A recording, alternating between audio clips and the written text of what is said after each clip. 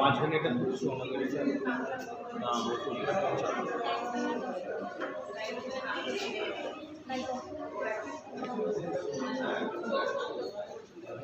আমাদের মোবাইল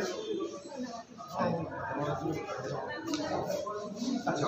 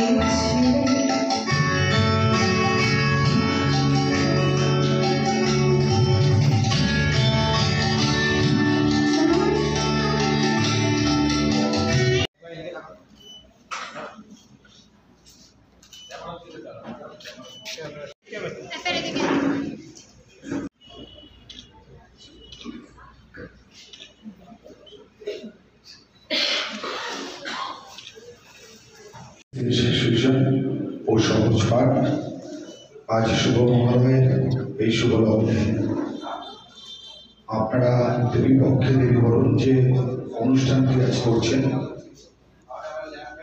এই মুহূর্তে মঞ্চে যারা উপস্থিত আছেন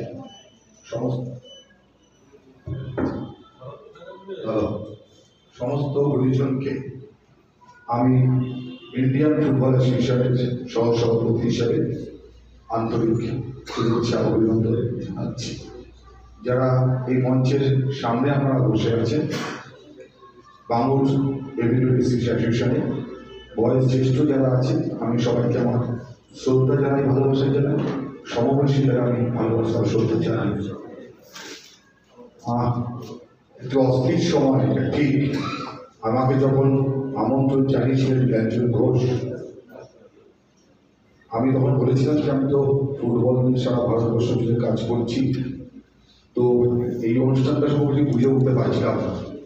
তবে একটি মেয়ে চোখের নিচ থেকে রক্ত পড়ছে আর যে সময় আর্জিকরের মধ্যে একটি ঘটনা ঘটেছে আমি যেন দুটোর মধ্যে একটু মিল খুঁজে পাচ্ছিলাম পুরোটা পড়বার আগে। কিন্তু সত্যি কথা বলতে যে অনুষ্ঠানটা হচ্ছে কি হচ্ছে না হচ্ছে ভয় পাচ্ছিলাম না, চিন্তা হচ্ছিল, কারণ এই আবহে অনেক জায়গায় প্রতিবাদকারী যারা তাদের উপর তো আক্রমণ হচ্ছে। সুতরাং ঠিক এখানে কি অনুষ্ঠান হবে আমি বুঝে ওঠার আগে বলেছিলাম যে যাবো, থাকবো। সত্যিকারের যে দুর্গাপুজোর আবহে যখন সবাই আমরা বাঙালিরা গর্ব করি, সারা পৃথিবী জুড়ে যত বাঙালি আছেন যে বাঙালির দুর্গাপুজো, বাঙালির রসগোল্লা আর বাঙালির ফুটবল, এই তিনটে আমাদের কাছে একটা অহংকারের বিষয়। আমরা এই তিনটে নিয়ে গর্ব করতে পারি। আর দুর্গাপুজোর এই আনন্দ উৎসবে একটা প্রশ্ন এসেছিল যে দুর্গাপুজোটা হবে কি হবে না। নানা জায়গার থেকে নানা রকম বাধা, নানা প্রতিবাদ, নানা প্রশ্ন উঠে এসেছিল। ঠিক সেই আবহে যখন বাঙুর অ্যাসোসিয়েশন আপনারা যে পুজোটা, যেটা উৎসবটা আপনারা করছেন, তার সাথে একটা সামাজিক দায়িত্ব পালন করছেন, সত্যি আমি অভিভূত যে এইরকম একটা শারদীয়ার প্রাক্কালে যেখানে আমরা সবাইকে শারদীয়ার শুভেচ্ছা জানাবো। প্রতি বছর আমরা আগাম শুভেচ্ছা জানাই যে দুর্গাপুজো সবাই ভালো কাটুক, সুন্দরভাবে কাটুক। এই বছর আমরা হয়তো সেটাই চাইব, সেটাই কামনা করব, কিন্তু তার পাশাপাশি আমরা কামনা করব যে নারী সুরক্ষা, নারী অবমাননা, নারী পাচারের মতন ঘৃণ্য যে কাজগুলো প্রতিনিয়ত সমাজে যেন ক্রমশ অবক্ষয় একটা ঘটে চলেছে, তার বিরুদ্ধে সবাইকে ঐক্যবদ্ধভাবে রুখে দাঁড়াতে হবে। এই রুখে দাঁড়ানোর যে কাজ প্রত্যেকটা মানুষের যারা স্বাধীনভাবে সৃষ্টি করবার কিছু ক্ষমতা তাদের আছে, অধিকারও তাদের আছে। বাঙুর অ্যাসোসিয়েশন আপনারা সেই স্বাধীনভাবে যে সৃষ্টিটা করছেন, যে একটা দুর্গাপুজোর যে অনুষ্ঠান উৎসব হবে তার মধ্যে প্রতিবাদটাও বেঁচে থাকবে। একটি অডিও অ্যালবাম আজকে প্রকাশিত হবে, এই দৌলতদিয়ার চিঠি। সেই ভেতর থেকে আমি যেটা শুনছিলাম যে এই ধরনের ঘটনাগুলোর প্রতিবাদ প্রস্ফুটিত হয়ে যাবে। তো সবাই আপনারা সম্মিলিতভাবে যে কাজটি করেছে, যে যে সমস্ত ঘুমন্ত চেতনাগুলো ছিল, সেই ঘুমন্ত চেতনাগুলোকে জাগ্রত করবার প্রচেষ্টা আপনারা গ্রহণ করেছেন। বাংলা রেজিস্ট্রেশন ও সহজ পাঠ যৌথভাবে, এবং এটা আমি আপনাদের কাছে একটা সত্যিকার, এটা আমার একটা নতুন অভিজ্ঞতা। অনেকগুলো পুজোর অনুষ্ঠানে হয়তো যাবো, কিন্তু আজকে আপনাদের এই অনুষ্ঠানটা কথা আমি সব জায়গায় বলবো। সত্যি একটি অভিনব বিষয়। আমরা সারা ভারতবর্ষে যখন ফুটবল নিয়ে কাজ করি, সেরকম মহিলা ফুটবলারদের নিয়ে আমরা কাজ করছি। এই মুহূর্তে শুধু পশ্চিমবাংলার বুকে আপনাদের কাছে আপনারা জানবেন যে 14 বছর থেকে 26 বছর পর্যন্ত যে ফুটবলার, সেটা প্রায় সংখ্যাটা 14,000-এর কাছাকাছি। আমাদের পশ্চিমবাংলায় কিছুদিন আগে সর্বভারতীয় মহিলা ফুটবল হয়ে গেছে। সারা পৃথিবী জুড়ে, সারা ভারতবর্ষ জুড়ে ফুটবল হচ্ছে। আমাদের এশিয়ান কাপেও এই ভারতবর্ষের মহিলা ফুটবল খেলতে গেছে। সবাই একটা চিন্তা যে কোনো যেন ঘটনা না ঘটে, তার জন্য আলাদা সিকিউরিটি ব্যবস্থা করতে হয়, সবাইকে নজরে রাখতে হয়। কিন্তু আমি মনে করি যে প্রত্যেকটা ঘটনা, প্রত্যেকটা প্রতিবাদের ভেতর থেকে নতুন নতুন কিছু সৃষ্টি হয়, তার থেকে মানুষের চেতনা অনেক বেশি জাগ্রত হয়। আমি একটা অঞ্চলে থাকি, দক্ষিণ কলকাতা লেক গার্ডেন্স অঞ্চলে, এবং সেখানে একটা লেক আছে, রবীন্দ্র সরোবর স্টেডিয়াম। এটা আপনাদের কাছে উদাহরণস্বরূপ বলে যায়, বিশ্বাস করুন যে ওই রবীন্দ্র সরোবর স্টেডিয়ামকে কেন্দ্র করে বা লেককে কেন্দ্র করে নানা অশালীন কার্যকলাপ দিনের পর দিন ঘটে চলেছিল। কিন্তু ওখানে একজন শুধু ভদ্র মহিলা, আমি বলবো, দিনের পর দিন তিনি একা দাঁড়িয়ে প্রতিবাদ করে গেছেন, ধীরে ধীরে সংগঠিত করেছেন মানুষকে। এবং বিগত প্রায় 14-15 বছরের তার লড়াই, ওনার যে নামের যে পদবিটা কেউ বলে না, সবাই বলে লেক মমতা। একটু খোঁজ নিয়ে দেখবেন তিনি সেখানে একটা আলোড়ন সৃষ্টি করেছেন। তো আজকে আপনারা যে আলোড়নটা সৃষ্টি করলেন, আমি এই অভিজ্ঞতাটা নিয়ে যাবো সব জায়গায়, বলবো যে আরজি করের যে ঘটনা বা সারা পৃথিবী জুড়ে যে অশান্ত পরিবেশ সৃষ্টি হয়েছে নারী সুরক্ষার প্রশ্নে, আমরা সবাই সম্মিলিতভাবে রুখে দাঁড়াবো। শারদীয়ার যে অনুষ্ঠান, তার প্রাককালে আমাদের সবাই এটা হবে প্রতিজ্ঞা। আরও একবার আপনাদের এই বাংলা অ্যাসোসিয়েশনের এই উদ্যোগকে আমি কুর্নিশ জানাই। আমি আমার ইন্ডিয়ান ফুটবল অ্যাসোসিয়েশনের ম্যাগাজিনে আপনারা ছবিটা দিলে আমি চেষ্টা করব এই ছবিটা প্রকাশিত করবার জন্য, আমাদের ওয়েবসাইটে দেওয়ার জন্য। সত্যি আমি একটা জিনিস শিখলাম এই অনুষ্ঠানে এসে, যে প্রতিবাদটা কত রকমভাবে করা যায়। নীলাঞ্জন ঘোষ যিনি এটা কাহিনী প্রযোজনা করছেন, তার সাথে যত শিল্পীরা আছেন, দৌলতদিয়ার যে চিঠি এই অ্যালবামটা তৈরি করবার জন্য, তাদের সবাইকে আমি আন্তরিক অভিনন্দন ভালোবাসা জানাই। সবাই ভালো থাকবেন। আপনাদের বাংলা অ্যাসোসিয়েশনের এই নতুন উদ্যোগে আমি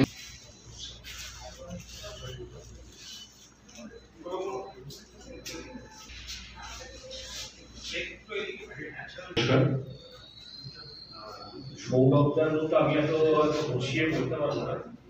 তো একটা জিনিস বলবো যে একটু আগে এক সাংবাদিক বন্ধু আমাকে জিজ্ঞাসা করছিলেন যে দৌলতদিয়া চিঠির সঙ্গে আজকে বাংলা রেসিডেন্ট অ্যাসোসিয়েশনের সংযুক্তির কারণ কি? সত্যি দৌলতদিয়া চিঠি কি, এটা নিয়ে আমার খুব একটা কোনো আইডিয়া ছিল না। আমি ওনাদের ক্যাপশনটা পড়েছিলাম, আর tribute to the lost woman. আর কোইন্সিডেন্টালি এবছর আমাদের পুজোর যে থিম, সেটাও কিন্তু নারীদের নিয়ে, দেবী বোধন নারী শক্তি হাতে। তাই যখন নীলাঞ্জন আমাকে বললেন, আল্লাহ নিঃসন্দেহে এরকম একটা প্রোগ্রামে আমরা পার্টিসিপেট করতেই পারি, একসঙ্গে করা যেতে পারে। দাদা বলছেন যে আর্থিকর আবহাওয়ায় যে আজকে চারিদিকে যে অশান্ত পরিবেশ, সেটা আমাদের সবাইকে ব্যথিত করছে। আমরাও ব্যথিত, আমরাও প্রতিবাদ করছি। তবে একটা জিনিস আমরা সবাই কিন্তু ভেবে দেখছিলাম যে আজকে তিলোত্তমার সঙ্গে যা ঘটেছে সেটা কিন্তু অন্য গ্রহ থেকে কেউ এসে করেননি, আমার আপনার মতো মানুষই কিন্তু এই ঘটনাটা ঘটিয়েছে। তাহলে প্রথম যে জিনিসটা দরকার সেটা হচ্ছে মানুষের শুভ চেতনা, শুভ বুদ্ধি আর সুশিক্ষার উদয় হওয়া। আজকে আমাদের যারা ছেলেমেয়েরা আছে কিংবা আমাদের যারা ভাই বোনেরা আছে তাদেরকে আগে সবার আগে এটা বোঝানো উচিত যে একজন মানুষের অন্য মানুষের প্রতি সম্মান কিংবা ভালোবাসা এটা সবার আগে কিন্তু তৈরি করতে হবে, না হলে এই ঘটনা একটা প্রতিবাদ করেই থেমে যাবে। হয়তো ভবিষ্যতে আবার এই ঘটনা ঘটবে, আবার রাত জাগতে হবে, আবার প্রতিবাদ করতে হবে। এগুলো কিন্তু কোনো রাজনৈতিক দল কিংবা ব্যক্তি বিশেষ শিখিয়ে দেয় না, এটা একটা মানুষের ভেতরে যে ইনস্টিংক্ট আছে সেখান থেকে এই জিনিসগুলো ঘটে। সর্বোচ্চ আদালতে বিচারাধীন বিষয়, খুব একটা এইসব কিছু নিয়ে বলার নেই। তবে সবার সঙ্গে আমরাও চাই যারা দোষী তাদের সর্বোচ্চ শাস্তি হোক এবং সমাজে যে অস্থিরতা তৈরি হয়েছে সেগুলো ফিরে আসুক। আজকে এখানে মিডিয়ার অনেকেই রয়েছেন, কয়েকজন আমার ডাক্তারবাবু বন্ধু এখানে আছেন। আমি একটাই কথা বলবো, প্রতিবাদ হোক, কিন্তু জুনিয়র ডাক্তারদের চিকিৎসার জন্য অনেকে মুখিয়ে থাকেন। আমরা বিভিন্ন সময় দেখছি যে প্রচুর লোক হয়তো চিকিৎসা পাচ্ছেন না, তাদের ফিরে যেতে হচ্ছে কিংবা তারা হাসপাতালে বেডে অনেকভাবে তারা চিকিৎসা থেকে বঞ্চিত হচ্ছেন। আপনারা প্রতিবাদ করুন, কিন্তু মানুষকে পরিষেবাটাও সঙ্গে সঙ্গে দিন। আর একটা জিনিসই বলবো আমাদের পুজো সম্পর্কে, আমাদের পুজোটা পুরোপুরি মহিলারাই ডমিনেট করেন। এখানে আমার সেই দিদিরাও রয়েছেন অনেকে, আমি সবার নাম নিতে পারছি না, রীতা দি, অরুণা দি, রুমা দি রয়েছে, পেছনেও আমাদের কয়েকজনকে নিতে রয়েছেন ওনাদের ছাড়া কিন্তু আমাদের পুজোটা অসম্পূর্ণ। আমার স্ত্রীও থাকেন এর পুজোর মধ্যে, এরাই কিন্তু সবাই মিলে করেন। আমরা যারা রয়েছি বাকি ছেলেরা, আমরা যা সাপোর্ট সিস্টেম মেন এরাই করেন। মতৈক্য থেকে মতানৈক্যটা অনেক বেশি থাকে, সেটা সব জায়গায় হয়, সব ঘরে হয়, সব সংসারে হয়, বাট এটা অস্বীকার করার কোনো জায়গা নেই। চালিকা শক্তি কিন্তু নারীরাই। হয়তো অনেক সময় এটা আমাদের কি হয় বক্তব্য হিসেবেই থেকে যায়, কিন্তু দিনের শেষে এটা মেনে নিতেই হয়। ওরা না থাকলে আমরা অসম্পূর্ণ। তাই নারীদেরকে সামনে রেখে বাকি সব জিনিস এগিয়ে যাওয়া উচিত এবং তাদেরকে সম্মানটা জানানো উচিত। নমস্কার, ধন্যবাদ।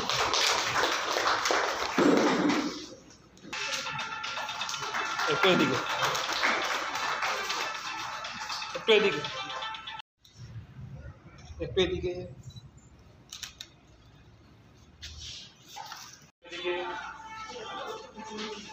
একটু এদিকে,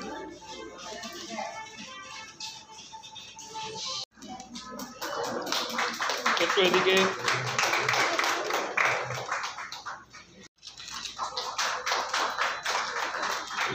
অ্যাসোসিয়েশন দুর্গা পূজা কমিটি স্বর্গীয় মনীন্দ্রনাথ ঘোষের পুত্র শ্রী অমিত কুমার ঘোষ ও পুত্রবধূ শ্রীমতী জয়িতা ঘোষ, জয়তী ঘোষ পুরস্কার স্মারকটি কমিটির তরফে সাধারণ সম্পাদক দিবালোক দত্তের হাতে তুলে দেবেন।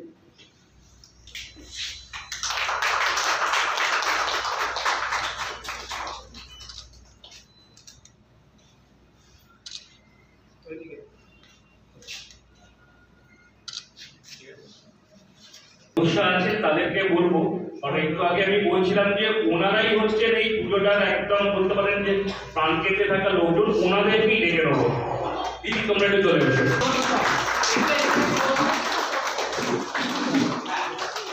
সবাই সামনে ক্যামেরা,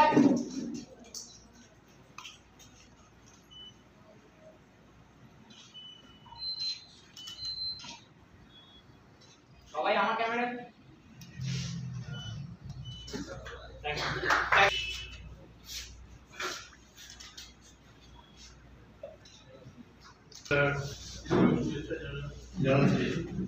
জানিয়ে ওনার জন্ম ছিল তৎকালীন অবিভক্ত বাংলার ঢাকা বিক্রমপুর এবং তার পড়াশোনাটা ছিল নোয়াখালী এবং পড়াশোনার সঙ্গে সঙ্গে উনি ভারতের স্বাধীনতা আন্দোলনের সাথে যুক্ত হয়েছিলেন এবং কলকাতায় চলে আসেন এবং আমরাও চলে আসি তার আগেই চলে আসি। পরবর্তীকালে তিনি নানান কর্ম করার পরে শেষে তিনি জীবন বিমা নিগমের ডেভেলপমেন্ট অফিসার হিসেবে কাজ করছেন এবং তারপরে রিটায়ার করছেন আপনার সাথেই ছিলেন এই কথা সুন্দর বললাম আর কি। এবং তারপরে আমি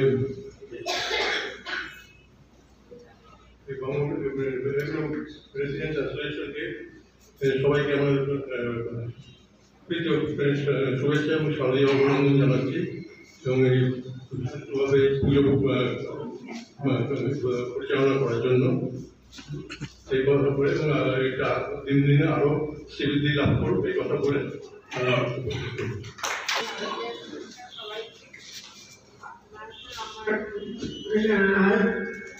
হাজব্যান্ডের কাছ থেকে শুনে নিলেন আমার শ্বশুরমশাইয়ের কথা। শুধু একটি কথা বলবো, উনি সবাইকে ভীষণ সম্মান দিতেন এবং সেই সম্মানের মধ্যে আমি একমাত্র পুত্রবধূ তার প্রচন্ড সম্মান পেয়েছি। এইটা আমাদের জীবনের প্রত্যেকের পাওয়া দরকার, এই সম্মানটা ঘরের থেকে বাইরের থেকে সবার থেকে। আর শুভ শারদীয়া, সবাই ভালো থাকবেন, সুস্থ থাকবেন আর আনন্দে থাকবেন।